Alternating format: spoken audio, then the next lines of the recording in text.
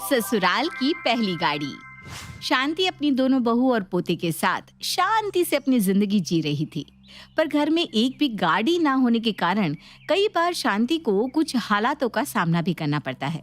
पर एक दिन शांति का बड़ा बेटा आदि और छोटा बेटा मानव दोनों आपस में विचार करते हैं और अपनी माँ से एक गाड़ी की बात करते हैं। माँ, मैं ये सोच रहा था कि क्यों ना अब हम भी एक गाड़ी ले ले। बिना गाड़ी के ना बहुत दिक्कत होती है। हाँ माँ, भैया बिल्कुल सही कह रहे हैं। घर में एक गाड़ी होगी तो हमें भी कुछ करने से पहले सोचना नहीं होगा। और वैसे भी आपकी तबीयत भी अचानक से रात में खराब हो जाती है, फिर हमें दूसरों का दरवाजा खटखटाना पड़ता है। तुम दोनों बिल्कुल सही कह रहे हो। मैं भी यही सोच रही थी कि हम भी एक गाड़ी ले ही लेते हैं। अब क्या था, शांति की इजाजत मिलते ही आदि और मानव मिलकर एक गाड़ी ले लेते हैं। घर में गाड़ी के आने से घर की खुशियां दोगुनी हो गई थी। पर ये खुशी ज्यादा लंबी नहीं टिकती और ऐसे ही एक दिन शांति की बड़ी बहू उपासना अपने पति और बच्ची के साथ तैयार हो जाती है और अपनी सास से कहती है, अच्छा माँ जी, हम चलते हैं। दीपिका, तुम माँ जी का ख्याल रखना, हमें पार्टी से आते हुए देर हो जाएगी। हाँ दीदी, आप आराम से जाना और जल्दी आने की कोशिश करना। गाड़ी के आने के बाद उपासना सबसे पहले उस गाड़ी में बैठकर अपने पति और बच्ची के साथ पार्टी में जाती है। अब इसी तरह से कुछ दिन बीत जाते हैं, पर अब तक दीपिका गाड़ी में नहीं बैठी थी।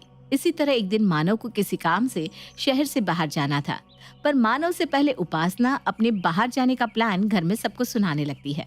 माँ जी, आपको पता है ना, मेरी मौसी जी कब से बुला रही हैं। हमारे घर में कोई गाड़ी नहीं थी, इसलिए हम आज तक उनके घर नहीं जा पाए। पर अब मैं सोच रही हूँ कि जब घर में अपनी खुद की गाड़ी आ गई है तो क्यों ना एक बार में बच्चों के साथ अपनी मौसी जी के घर ही हो आए। वैसे भी बच्चों की 2 दिन की छुट्टियां भी पड़ी हैं। पर दीदी, मानव जी को किसी मीटिंग की वजह से शहर से बाहर जाना है और वैसे भी सारा दिन तो गाड़ी जेठ जी के हाथों में ही रहती है। अब फिर कभी अपनी मौसी जी के यहाँ हो आना। कल के लिए तो मानव जी को गाड़ी दे दो। दीपिका, अगर ऐसी बात थी तो तुम्हें हमें पहले बताना चाहिए था। अब हमने मौसी जी को जुबान दे दी है, अगर हम कल उनके घर नहीं गए तो उन्हें कितना बुरा लगेगा। अगर ऐसी बात है दीदी, तो आप लोग गाड़ी बुक करके चले जाओ, क्योंकि मानव जी का मीटिंग अटेंड करना ज्यादा इम्पोर्टेंट है। दीपिका, तुम जानती हो ना, मेरे 2 बच्चे भी हैं। अगर मैं अपने बच्चे और पति के साथ गाड़ी बुक करके जाऊंगी तो उसमें ज्यादा खर्चा आएगा, जबकि मानव का खर्चा कम लगेगा। और वैसे भी अपनी गाड़ी होते हुए मैं इतना पैसा क्यों खर्च करूं? मानव को बोलो वो गाड़ी बुक करके चला जाएगा। उपासना ये सब कुछ कह रही थी कि तभी वहां मानव आ जाता है और अपनी भाभी की पूरी बात सुन लेता है। घर का माहौल देखकर मानव कहता है, क्या दीपिका, तुम इतनी परेशान हो रही हो? भाभी ने अपनी मौसी जी को जुबान दी है, उनका जाना जरूरी है। और भाभी सही तो कह रही हैं, मैं हमेशा की तरह कोई इंतजाम कर लूंगा। भाभी, आप कल भैया के साथ गाड़ी लेकर चले जाओ। क्योंकि मानव ने परमिशन दे दी थी, इसलिए दीपिका कुछ नहीं कह सकती। अब इसी तरह से कुछ दिन बीत जाते हैं, पर घर में गाड़ी पर पूरा हक सिर्फ और सिर्फ उपासना का था। ये देखकर दीपिका भी कहीं ना कहीं चिढ़ने लगी थी, इसलिए अब वो भी एक दिन बाहर घूमने का प्लान बनाती है। जिठानी जी, गाड़ी लेकर हमेशा जेठ जी ऑफिस जाते हैं और हर संडे को आप अपने फैमिली के साथ घूमने। मैं, मानव और मेरा लड्डू, हम तीनों तो कहीं जा ही नहीं पाते। इसलिए मैं सोच रही थी क्यों ना इस बार हम गाड़ी लेकर कहीं बाहर चले जाए घूमने। आप इस हफ्ते घर में ही रुक जाना। दीपिका, ये जताने की कोशिश मत करो कि मैं और मेरे पति ने गाड़ी पर कब्जा कर रखा है। अब घर में गाड़ी है तो इस्तेमाल तो होगी ही ना। और अगर तुम्हें घूमने के लिए जाना है तो जाओ, मैंने कब मना किया। पर जब जाओगी तो माँ जी को भी साथ ले जाना। जब से घर में गाड़ी आई है, माँ जी एक बार भी गाड़ी में नहीं बैठी। उसकी फिक्र आप मत कीजिए दीदी, हम आपकी तरह नहीं है जो अपने परिवार के साथ जाए और माँ जी को अकेला छोड़ दे। दीपिका उपासना को ताना देकर वहां से चली जाती है। दीपिका की बात सुनकर उपासना को बहुत गुस्सा आता है और वो उसे जलाने और उससे बदला लेने के लिए कुछ दिन बाद मायके जाने का फैसला करती है। माँ जी, मेरी माँ की तबीयत बहुत खराब है।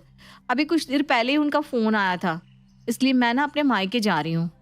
हाँ हाँ बहू, क्यों नहीं, तो आराम से जा और घर पहुंचकर हमें फोन करना। हाँ जी माँ जी। देवर जी तो गाड़ी लेकर दीपिका और लड्डू के साथ मेला घूमने गए हैं। आप देवर जी को फोन कीजिए और बोलिए ना कि जल्दी आ जाए, मुझे अपने मायके जाना है। हाँ हाँ बहू, मैं अभी मानव को फोन करती हूँ और कहती हूँ कि घर जल्दी आ जाए। शांति अपने छोटे बेटे को फोन घुमाती है। ये खबर सुनकर मानव भी उल्टे पैर वापस घर आ जाता है, पर दीपिका समझ जाती है कि ये सब कुछ तो उपासना ने जानबूझकर किया है। अब उपासना अपने पति और बच्चे के साथ गाड़ी लेकर अपने मायके के लिए निकल पड़ती है। कुछ दिनों बाद फिर वापस आती है। ऐसे ही एक दिन, मानो जी लड्डू आज बहुत लेट हो गया है, आप इसे अपनी गाड़ी से जल्दी से स्कूल छोड़कर आइए ना। दीपिका, लड्डू का स्कूल अभी 9 बजे का हो रखा है और 9 बजने में आधा घंटा बाकी है। तब तक तुम्हारे जेठ जी पिंकी और चिंटू को स्कूल छोड़कर आ जाएंगे। पहले उन्हें स्कूल जाने दो। दीदी 9 बजे का स्कूल है तो क्या बच्चा 9 बजे ही स्कूल पहुंचे? 5 मिनट पहले तो पहुंचना पड़ेगा ना। और वैसे भी आप जानती हो ना लड्डू का स्कूल कितना दूर है, ट्रैफिक भी लगता है। और पिंकी चिंटू के स्कूल तो यही पास में है, 10 मिनट लगते हैं। और आप खड़े खड़े मेरा मुंह क्या देख रहे हैं? जाओ ना, जाकर लड्डू को स्कूल छोड़कर आओ। दीपिका, ये गाड़ी सिर्फ अकेले तुम्हारी नहीं है, इस पर हमारा भी बराबर का हक है। दीदी मैंने कब कहा कि ये गाड़ी हमारे अकेले की है? वैसे भी हमसे ज्यादा तो ये गाड़ी आपके और जेठ जी के हाथों में रहती है। अगर एक दिन मेरा बच्चा अपनी खुद की गाड़ी से स्कूल चला जाएगा तो इसमें दिक्कत क्या है? एक गाड़ी और 2 बहू। घर में गाड़ी नहीं आती मानो जैसे आफत आ जाती है। जब से घर में गाड़ी आई थी तब से दोनों देवरानी जिठानी के बीच में 36 का आंकड़ा हो चुका था। अब दोनों बहू छोटी छोटी बातों पर लड़ती और हमेशा की तरह आज भी गाड़ी को लेकर लड़ना शुरू कर देती है। सुबह सुबह घर का कलेश देखकर शांति के सर में दर्द होने लगता है और वो गुस्से में दोनों बहू से कहती है, तुम दोनों के पास कोई काम नहीं है क्या? सबके घर में सुबह सुबह कीर्तन भजन चलता है और एक मेरे घर में लड़ाई। ये गाड़ी ही आफत की जड़ है।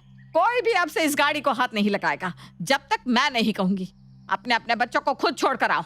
इस गाड़ी से कोई भी स्कूल नहीं जाएगा। शांति के फैसले के बाद ना तो गाड़ी से लड्डू स्कूल जा पाता है और ना ही पिंकी और चिंटू। अब इसी तरह से कुछ दिन बीत जाते हैं और छोटी बहू मायके जाने की बात करती है। उसकी ये बात सुनकर अब उपासना भी मायके जाने की बात करने लगती है। उपासना बहू, अभी कुछ दिन पहले ही तो तू अपने मायके से आई थी और अब तुझे फिर से मायके जाना है। माँ जी जेठानी जी को मायके नहीं जाना बल्कि इस गाड़ी में घूमना है।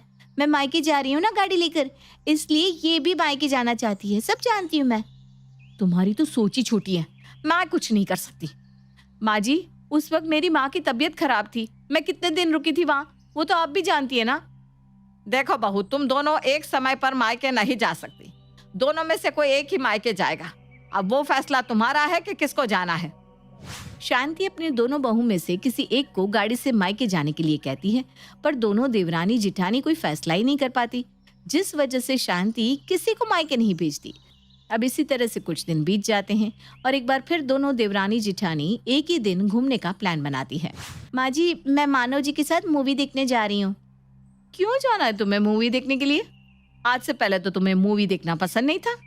तुम आज इसलिए मूवी देखना चाह रही हो ना क्योंकि मैं तुम्हारे जेठ जी के साथ बाहर डिनर पर जा रही थी। दीदी आपकी सोच ही छोटी है, मैं कुछ नहीं कर सकती इसमें। तुम मेरा डायलॉग मुझे ही चेप रही हो, बहुत अच्छे से जानती हूँ मैं तुम्हें। अगर आप मुझे बहुत अच्छे से जानती ना तो इस तरह की हरकतें तो ना करती। गाड़ी के लिए एक बार फिर दोनों देवरानी जेठानी आपस में लड़ने लगती है। अब दोनों देवरानी जेठानी को कुछ भी करना होता तो एक ही समय पर।